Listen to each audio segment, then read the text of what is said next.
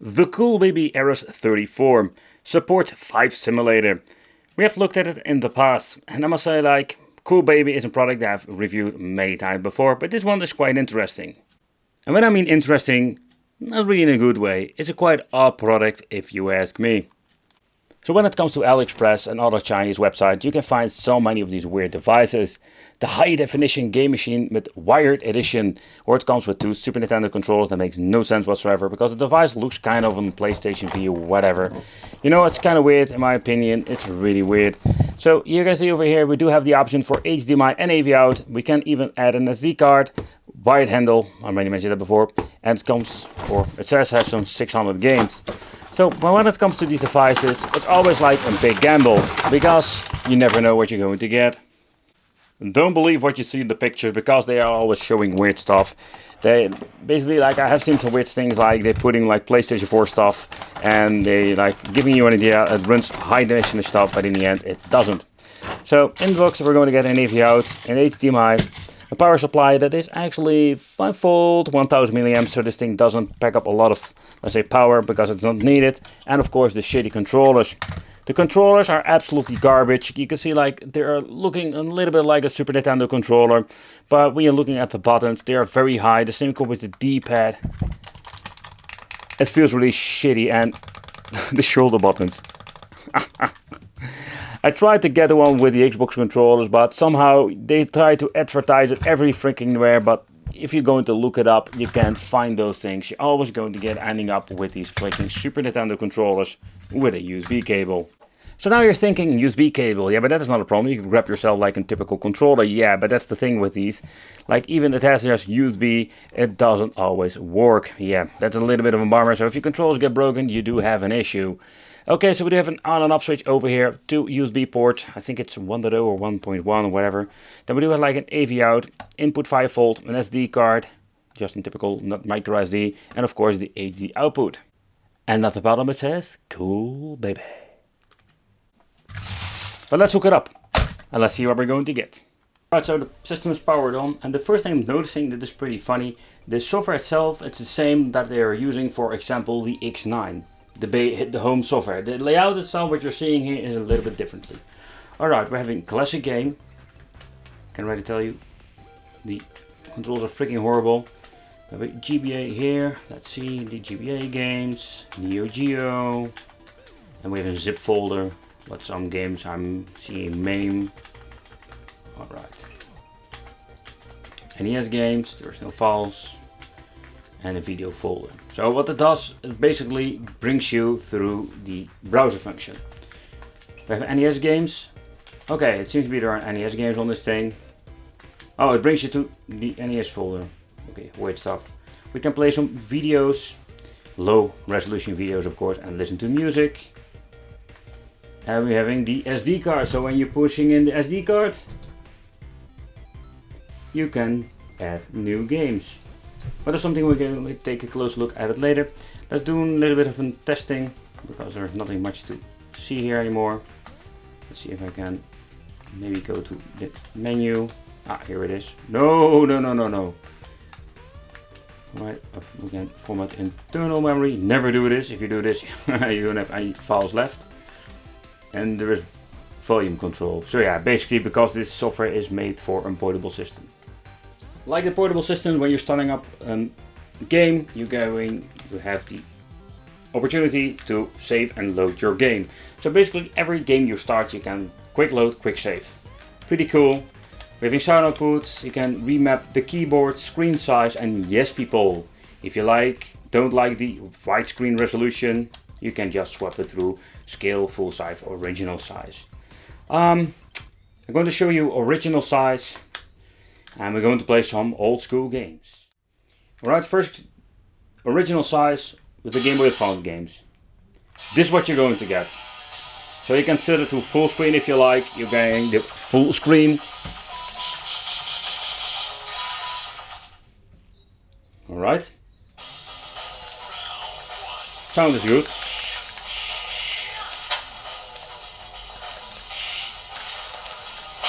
Okay, I take that back.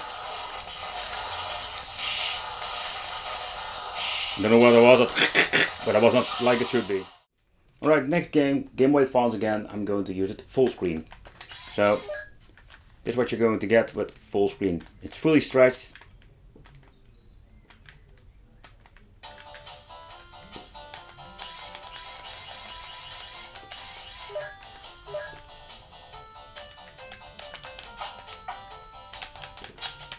At this moment I don't hear any weird stuff going around with the sound. Okay, what did I just do? Oh, I pressed the up button. Yeah, people, I messed it up already. Yep.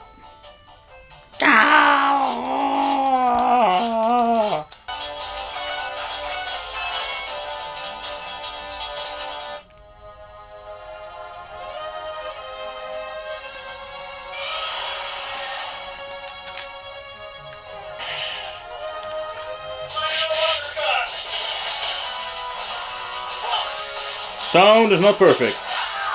And the frames are not very stable. I know if it's the controller or it's the delay in the system. Some weird stuff going on.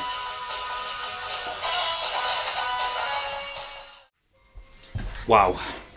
It runs really like crap. So now, okay, let's try to play this game with the normal resolution or 4x3. This runs seriously like shit.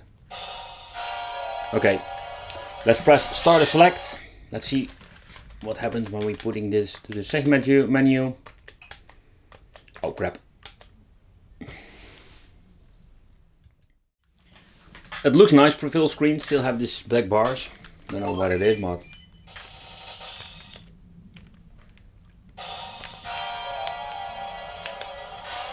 wow, Neo Geo plays really horrible.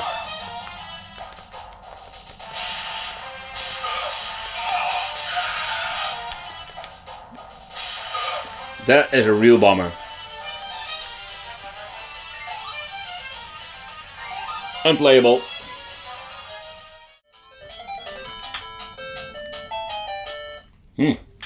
Sounds good. Don't shows big screen tearing or other weird stuff.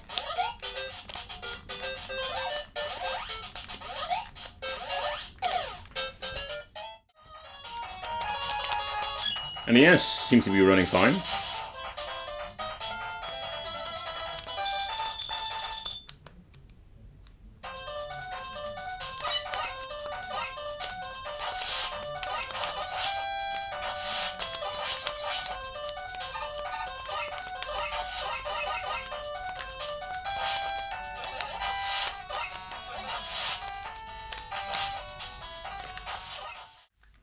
Alright, let's enter the SD card.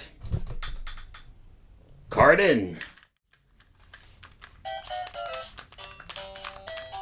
Oh, there's the jump button. So it has the support for Game Boy and Game Boy Advance. Okay, that's really cool. I know it looks horrible full screen, but nevertheless, it's playable.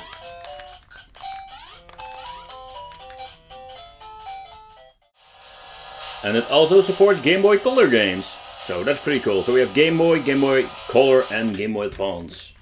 In other words, it supports all the old Game Boys.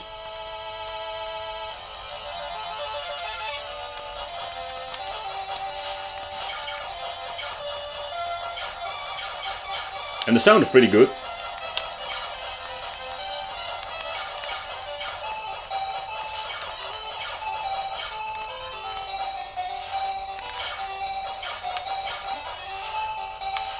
At first I was thinking this controller is going to be a nightmare, but playing some time with it, it's not bad at all.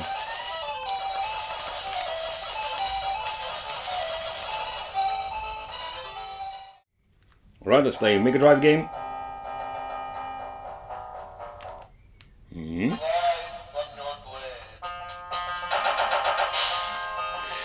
That's a shame.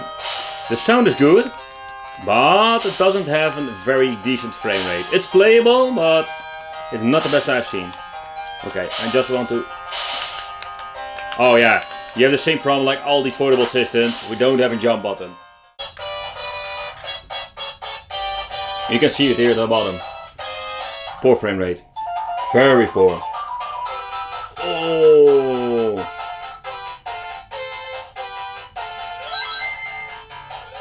This is exactly the same problem like the portable system. Exactly the same. So basically, if this game runs good, it runs really choppy. No 50 or 60 FPS, not at all. It's playable, but keep in mind it's a two-dimensional game. If you want to play games like Crash Bandicoot or Tekken 3, it's going to run like shit.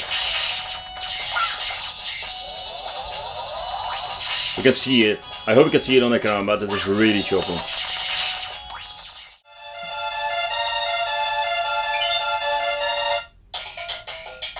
Oh yeah, same problems like portable systems. Very unstable frame rate. For example, alright, this works pretty fine. Boot it up.